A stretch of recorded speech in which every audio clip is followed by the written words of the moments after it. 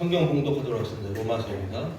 1장 8절에서 15절. 먼저 내가 예수 그리스도로 말미암아 너희 모든 사람에 관하여 내 하나님께 감사함은 너희 믿음이 온 세상에 전파됨이로다. 내가 너희 아들을 복음하여서 내 생명으로 섬기는 하나님이 너희 주님이 주시노라. 항상 내 기도에 쉬지 않고 너희를 바라며 어떻게 하든지 이제 하나님의 뜻 안에서 너희에게로 나아갈 좋은 길 얻기를 구하노라. 내가 너희를 하나님의 것은 어떤 신령한 군사를 너희에게 나눠주어 너희를 견고하게 하려 하니 이는 곧 내가 너희 가운데서 너희와 나의 믿음으로 말미암아 피차 아니함을 얻으려 함이라. 형제들아, 내가 여러 너희에게 거절한 것을 너희가 보기를 원하지 아니하니 이는 너희 중에서 다른 이방인 중에와 같이 열매를 맺게 하려 하는데 지금까지 길이 막혔다가 헬라인이나 야만인이나 지혜 있는 자나 어리석은 자에게 다 내가 빚진 자라. 다 같이 읽겠습니다. 그러므로 나는 할 수 있는 대로 로마에 있는 너희에게도 복음 전하기를 원합니다. 아멘. 오늘 설교 제목은 바울이 가장 주고 싶었던 신령한 선물을 가지고 여러분들과 좀 나누려고 합니다. 로마서 1장 8절에서 15절입니다. 한 주간 다 잘 지내셨죠? 네. 아 근데 표정이 잘 안 지낸 것 같아요. 왜 그러세요? 왜? 교회만 오면 우울해져요? 너무 죄를 많이 지어서? 왜 그러세요? 기쁘시지 않죠? 죄를 지었음에도 불구하고 우리를 기뻐요. 기쁘죠, 그렇죠? 구원하셨잖아요. 네. 그 믿음으로 기쁘지 않아요, 그죠? 우려하지 마세요. 우려하시는 분에는. 요즘 스마트폰 하나면 세상이 다 연결되죠. 순식간에 여기서 우리 대한민국 반대편에 있는 지역이랑 같이 연결이 되죠. 순식간에. 그죠? 그런 시대에 살고 있습니다. 그래서 저도 가끔 우리 성도님들께 카카오톡 메시지를 받곤 해요. 문자를 받기도 하고, 목사님 오늘 참 말씀에 참 큰 은혜 받았습니다 라고 이렇게 짧은 메시지가 오면 기분이 좋죠. 입가에 미소가 지어지죠. 그런데 가끔 아주 긴 장문의 카톡이 옵니다. 그래서 첫 줄이 그래요. 목사님 점점점 드릴 말씀이 있는데요 점점점 이렇게 시작하면요 읽기도 전에 가슴 철렁 내려앉습니다. 그렇게 한 말이 많으니까. 무슨 문제가 있으신 건 아니신가? 혹시 또 무슨 시험에 드신 건 아니신가? 가슴이 철렁 내려앉습니다. 그래서 심호흡을 한번 크게 하고 굉장히 길 때는 한번 읽어봅니다. 오늘 우리가 읽는 로마서는 바울이 로마에 있는 성도들에게 보낸 아주 긴 편지입니다. 다행히도 이 편지는 아까 같은 말씀드렸던 뭐 드릴 말씀이 있는데요 그런 내용은 아닙니다. 그래서 꾸짖거나 경고하는 무서운 편지는 아닙니다. 오히려 반대예요. 정반대. 바울은 한 번도 얼굴을 본 적 없는 로마에 있는 성도들에게 편지를 쓰면서 딱딱한 교리를 나열하기 전에 먼저 자신의 뜨거운 심장을 꺼내놓습니다. 불타는 열정. 오늘 말씀 가운데 있습니다. 오늘 본문의 문법과 단어 하나하나를 자세히 들여다보면 좀 지루하시겠죠. 그런데 자세히 들여보면 그 안에 편지를 받는 이들을 정말 진심으로 보살피려는 리더의 애정이 보입니다. 오늘 말씀. 그리고 가슴 벅찬 열정이 보입니다. 그리고 종교적 신념의 바탕을 둔 그만의 뚜렷한 가치관이 아주 잘 녹아 있습니다. 그래서 오늘 우리는 이 본문을 통해 세 가지 영적 진리를 깊이 나누고자 합니다. 조금은 빠르게 갈 수도 있어요. 내용이 좀 많아서요. 놓치시면 안 돼요. 잘 들으셔야 됩니다. 첫 번째입니다. 바울의 신적 최우선 순위가 있습니다. 그게 뭔지 한번 보도록 하겠습니다. 8절입니다. 먼저 내가 예수 그리스도로 말미암아 너희 모든 사람에 관하여 내 하나님께 감사함은 너희 믿음이 온 세상에 전파됨이로다. 바울은 편지 서두 이렇게 합니다. 먼저 먼저. 여기서 먼저라는 말은 헬라로 보면요, 첫째.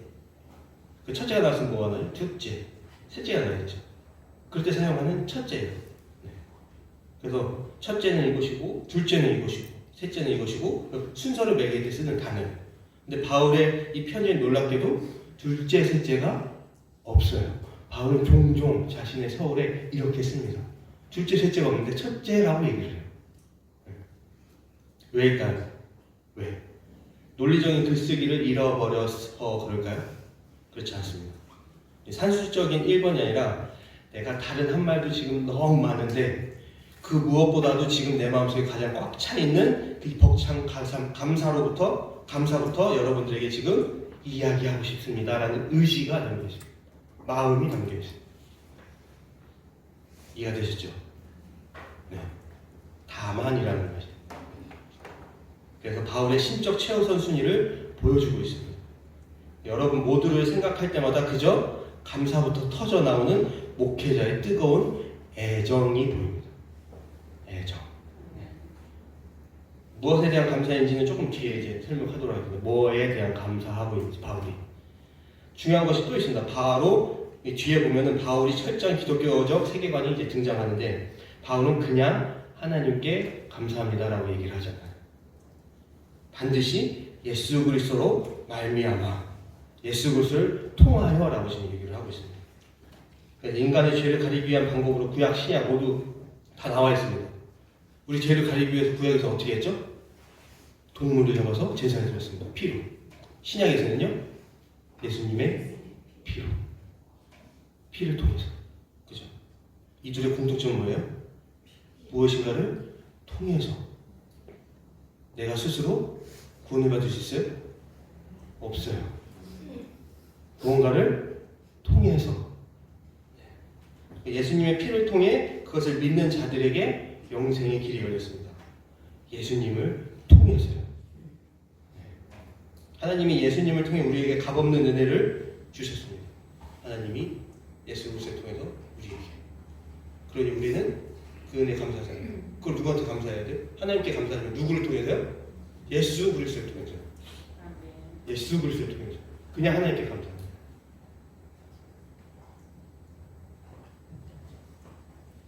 우리가 하나님께 올리는 감사의 편지가 정확하게 도착하려면, 우리의 기도가 하나님께 정확히 도착하려면 십자가에서 피 흘리시고 부활하사 지금도 우리를 위해 하나님 옆에서 간구하시는 예수 그리스도라는 유일하고 완벽한 통로를 거쳐야만 하는 것입니다. 아멘. 바울은 이것을 얘기하고 있어요. 아멘. 예수님을 통해서요. 방금 전에 질문으로 돌아가겠습니다. 바울은 무엇 때문에 여러 할 말이 많음에도 불구하고 그 무엇보다 제일 먼저 예수 그리스도를 통해 하나님께 감사하다고 이야기를 합니까? 너의 믿음이 온 세상에 전파되었기 때문에. 로마 성도들의 믿음이 온 세상에 전파되었기 때문에 사도 바울이 하나님께 감사하다. 예수 그리스도를 통하여서 감사하다고 얘기를 하고 있습니다. 모든 길은 로마로 통한다는 얘기가 있죠. 로마가 가운데 있고 A라는 지역이 있고 B, C, D 있어요. A에서 B로 가려면 통해서 가야 돼요. C에서 D로 가려면 통해서 가야 돼요. 마찬가지예요. 로마에 어떤 일이 생긴다면 그 모든 성문은 순식간에 여러 나라로 퍼지겠죠. 길이 그렇게 통해 있습니다. 이러한 상황 가운데 로마 성도들은 많은 핍박을 받고 있었습니다. 많은 유혹을 받고 있었죠. 그럼에도 불구하고 굳건하게 믿음을 지켜내는 로마 성도들의 소문이 바울이 다니는 선교식 곳곳마다 그 소문이 퍼져 있었어요.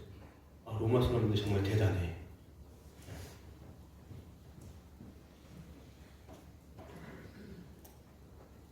예수님을 믿는다고 그러면 화형에 처하거나 죽이거나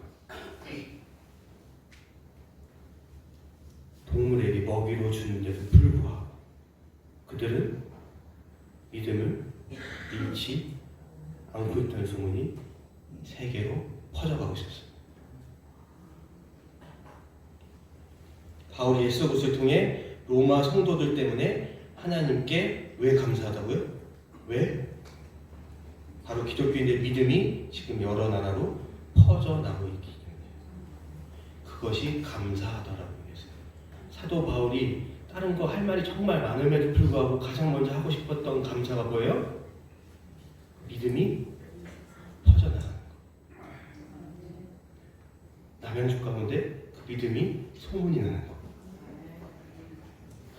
바울의 긴 편지인 로마서에 제일 먼저 쓴 내용은 그 믿음이 전파되어 예수 그리스도에 하나님께 감사하다는 내용이었습니다. 바울의 심적 우선순위가 여러분 이제 보이실 거예요. 무엇을 제일 먼저 얘기하고 있어요? 내 삶에 산더미 같은 문제와 고민이 있지만 하나님께 엎드려 기도할 때 내 입에서 가장 먼저 나오는 것은 무엇입니까? 감사가 나와야겠죠. 감사. 나를 미치도록 고통스럽게 하는 것들을 해결해 달라고 울부짖으시죠. 그렇게 해야죠. 하지만 그 전에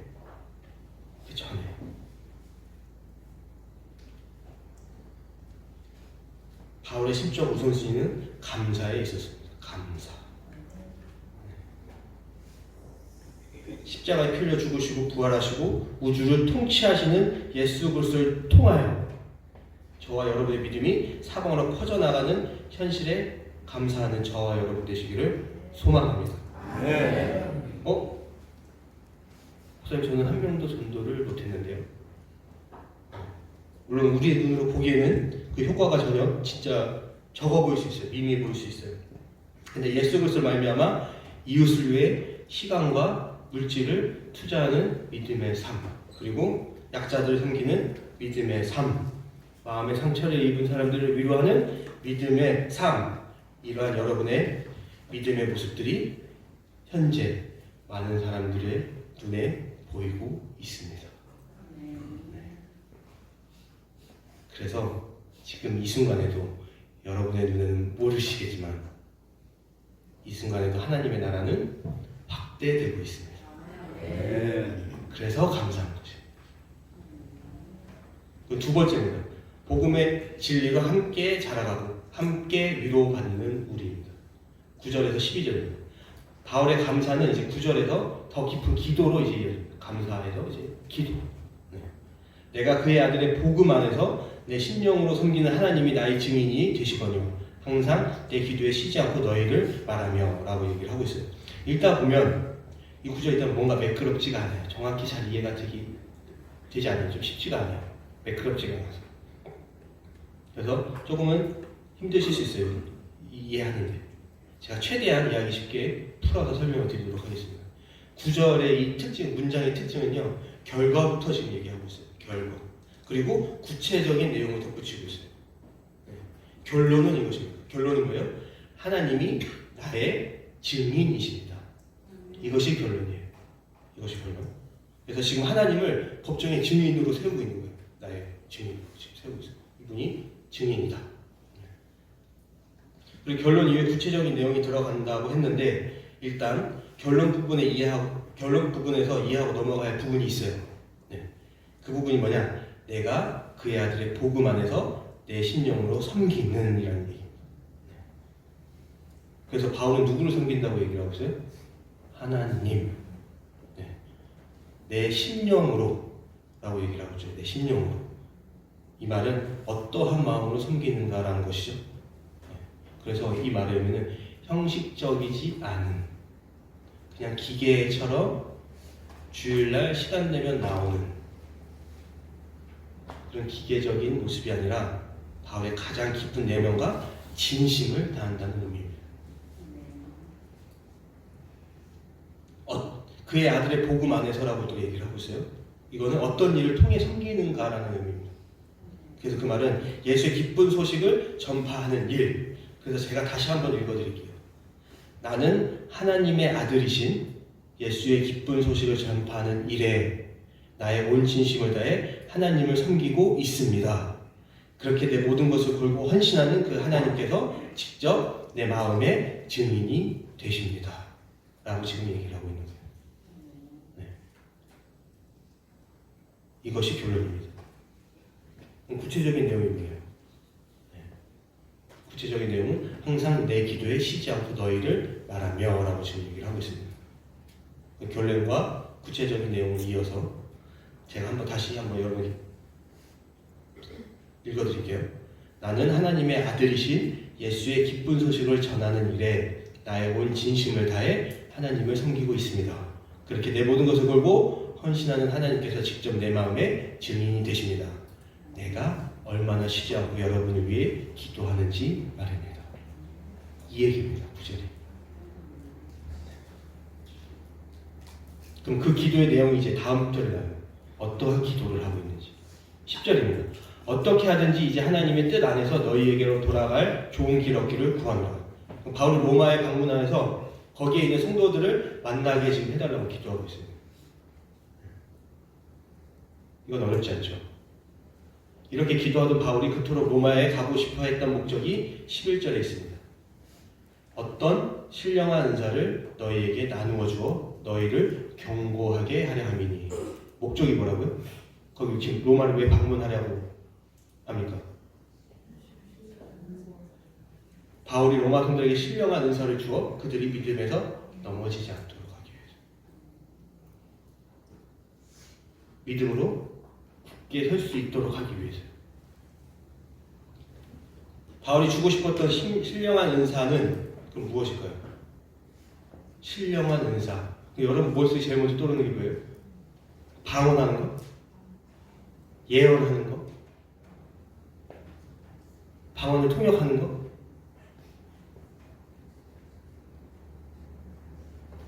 바울이 주고 싶었던 신령한 은사는 병을 고치거나 방언을 터뜨린 신비한 능력이 아닙니다. 근데 그렇게 보일 수 있어요. 은사라고, 신비한 은사라고 했으니까. 이러한 은사로는 성도들의 믿음을 견고히 할 수가 없습니다. 주위에 이러한 은사 가지신 분들 많이 보셨죠? 네. 어떤 분들은 믿음 안에서 견고히 쓰긴 하지만 어떤 분들은 믿음 안에서 쓰는 것이 아니라 어떻게 해요? 나중에는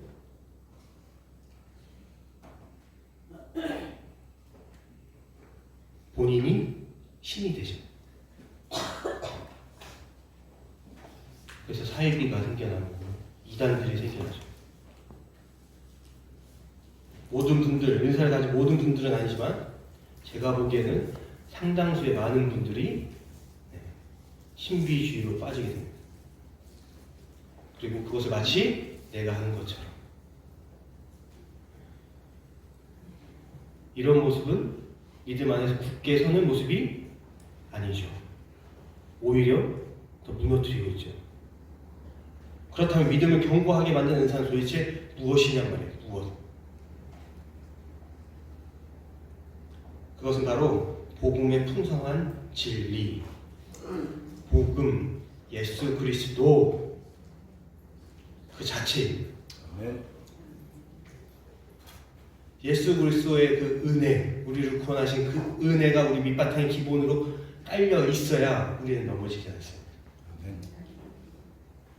왜요? 그 은혜에 너무 감사하잖아요.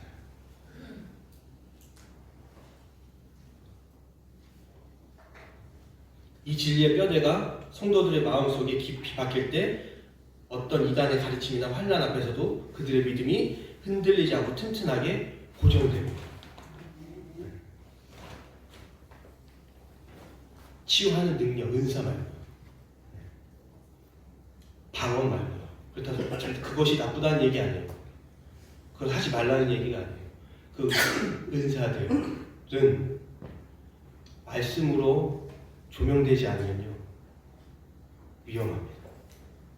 항상 말씀과 같이 가야 돼요. 그런데 참으로 은혜로운 반전이 바로 12절에 이어집니다. 지금까지 보면 바울이 은사를 주고 싶었다고 얘기를 계속 했어요. 내가 예를 들어서 제가 지금 여러분들에게 은사를 좀 주고 싶대요. 그럼 받는 주체는 누구죠? 여러분들이고 주는 주체는 접니다. 그러면 받는 사람이 유익이 당연히 있어야 되잖아요. 그죠? 근데 12절에 뭐라고 얘기하면요. 바울과 로마 성도들이 서로 서로 위로와 격려가 된다라고 얘기를 하고 있습니다. 복음을 전하는데, 예수 그리스도를 전하는데, 이는 곧 내가 너희 가운데서 너희와 나의 믿음으로 말미암아 피차 아니함을 얻으려 함이라 라고 얘기를 하고 있어요. 바울이 로마 성도들을 위로하고 격려하길 지금 바라고 있죠. 근데 반대로 환난 속에서도 아름답게 성장하는 성도들의 그 믿음이 바울을 격려하고 강건케 한다는 것을 의미합니다. 제가 여러분들에게 성경을 조금 더 읽겠죠. 앞에서 여러분들께 말씀을 나누어 드려야 되니까. 그 나누어 드려요. 그럼 여러분들은 그 나누어질 말씀을 가지고 여러분들이 성숙해져 나가는 거예요. 성화되어 나가는 거예요. 아멘. 그 여러분들 일기죠. 근데 여러분들에게만 있는 것이 아니라 그 모습을 보면서 저도 위로를 받고 제 믿음이 견고해진다는 얘기를 하고 있어요. 우리 교회에서는요, 복음 안에서는요, 수직적인 관계가 없어요. 특히 인간에게는 위에서 아래로가 없습니다. 그러면 만약 그렇게 알고 계시다면 가짜 기독교를 알고 계신 거예요.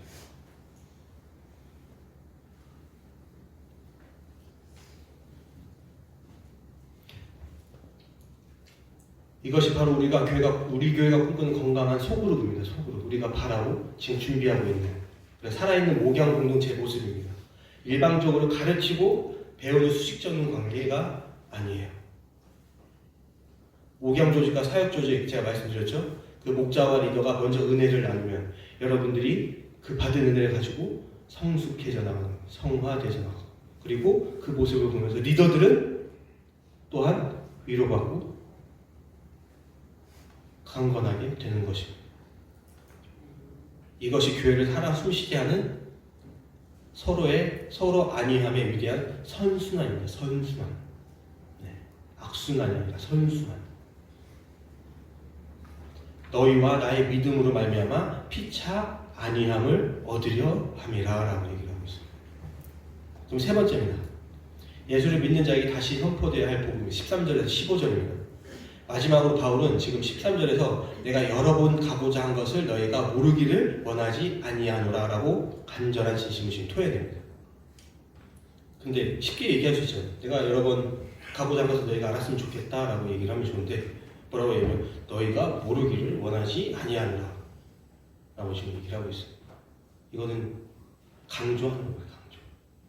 강한 이중 부정을 써서요, 내 마음은 늘 여러분에게 달려가고 있었습니다 라고 지금 강조하고 있는 거예요. 그가 이토록 로마에 가려고 한 이유는 무엇이에요? 왜 계속 이렇게 가려고 하죠? 지금 그곳 상황은 지금 어때요? 핍박받고 죽임을 당하고 예수 그리스도를 믿는다는 그 믿음으로 나아갈 때 모든 수모를 겪고 있는 그 상황 가운데 왜 거기를 그렇게 가려고 하는 거냐 말이죠. 바울은 자신을 빚진 자로 여겼기 때문입니다. 빚진 자. 예수님께 거저받은 구원의 은혜가 너무 커서 그 은혜에 감당할 수가 없어서, 그래서 그 복음을 헬라인이든 야만인이든 지혜 있는 자나 어리석은 자, 그 모두에게, 헬라인이라고 하는 문명인, 그리고 야만인은 뭐예요? 문명을 아직 경험하지 못한 비문명인. 지혜 있는 자는 누군가? 많이 배운 사람. 어리석은 자는요? 배우지 못한 사람. 그 모두에게 복음을 전하기 위해서. 그 모두에게. 그 복음을 전하지 않고는 견딜 수 없는 거룩한 빚쟁이가 되었습니다. 그래서 바울은 15절에서 성경에서 가장 위대한 결론을 이제 내립니다. 제가 읽겠습니다. 그러므로 나는 할 수 있는 대로 로마에 있는 너희에게도 복음 전하기를 원하노라. 아멘. 근데 뭔가 이상하죠? 이상함을 못 느끼지, 감지 못하셨어요? 지금 그 로마에 있는 사람들은 믿음이 없어요? 믿음이 있죠? 그것 때문에 감사하다라고 지금 얘기를 하잖아요. 방금 전 8절에서 그랬잖아요. 너희 믿음이 온 세상에 소문이 났다. 그래서 감사하다고 얘기를 했는데, 근데 이미 예수를 잘 믿고 있는 사람들이 또다시 복음을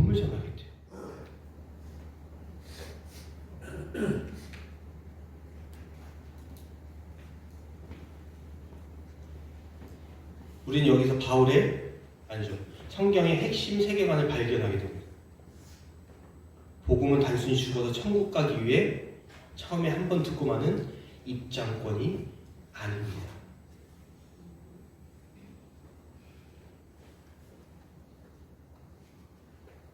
복음을 한 번 전했어요? 그걸 믿었어요? 이 동의했어요? 그렇게 해서 끝나는 게 아니에요. 그 복음은요, 매일같이 계속해서 우리에게 전해져야 됩니다. 내가 믿고 있을지라도.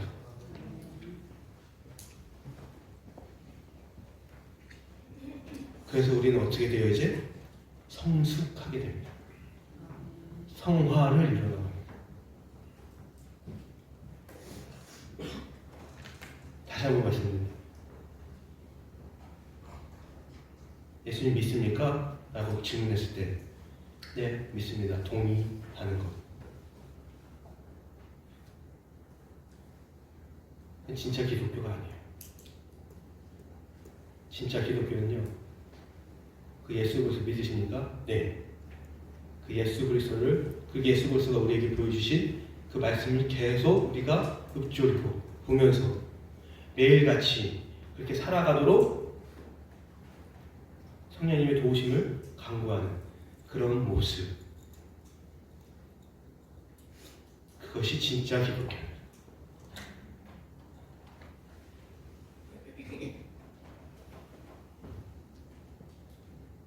복음은 이미 예수를 믿는 우리가 죄의 유혹과 치열한 세상의 핍박 속에서 매일매일 승리하며 살아갈 수 있게 만드는 생명수라는 거예요. 그 자체라는 거예요. 그래서 우리는 매일 아침 눈 뜰 때마다 십자가의 복음을 다시 들어야 됩니다. 복음을 또 들어야 돼요. 보고 또 보셔야 돼요. 그래야 성령님이 함께 하시고 여러분들이 그 하나님의 예수 그리스도의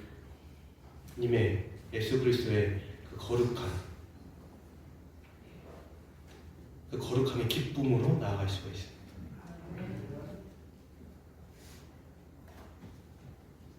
십자가를 붙드시기 바랍니다.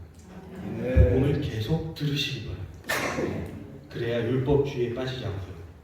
세상의 돈과 권력 앞에 무릎 꿇지 않습니다. 수많은 유혹들이 여러분에게 오고 있다는 거 여러분도 잘 아시잖아요. 내가 지금 무엇을 섬기고 있는지, 하나님을 섬기고 있는지, 돈을 섬기고 있는지, 자식을 섬기고 있는지, 아니면 나를 섬기고 있는지.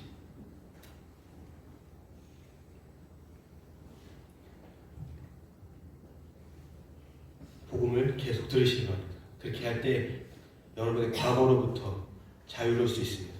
상처받은 과거로부터. 이것도 굉장히 중요하죠. 그래서 성도에게는 날마다 새롭게 원색적인 복음이 선포되어야 됩니다. 꼭 붙으시기 바랍니다. 말씀을 맺겠습니다. 바울은 한 번도 보지 못한 성도들을 향해 그리고 그리스도를 통하여 감사했습니다. 그죠?